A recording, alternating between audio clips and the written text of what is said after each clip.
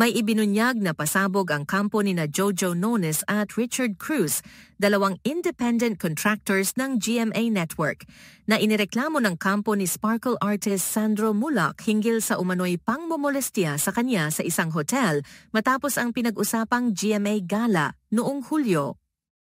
Ayon sa ulat at artikulo ng PIP, nakatanggap sila ng mensahe mula sa legal counsel ng dalawa na si Attorney Maggie Abraham Garduque noong Agosto 5, Lunes ng tanghali na nagkukumpirmang natanggap na ng kampo nila ang formal complaints ng kampo ni Sandro na inihain laban sa kanila ng ama nitong si Nino Muhlak.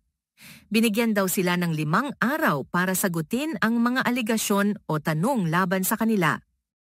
Ayon sa abogado, may ebidensya raw silang nagpapakita na si Sandro raw ang nag-initiate na magpunta sa hotel room kung saan naganap ang sinasabing pangmomolestiya sa kanya, taliwas umano sa nakalagay sa formal complaint ni Sandro na siya ang inayang magtungo sa hotel room. Published as is, in the formal complaint, one of the allegations of Mr. Mulak was he was lured by our clients to go up to the hotel room. However, his own evidence proves otherwise. Based on the text messages, it was Mr. Mulak who messaged Mr. Nons with, "Andyan pa ba kayo sir, baka po pwede dumaan saglit, haha."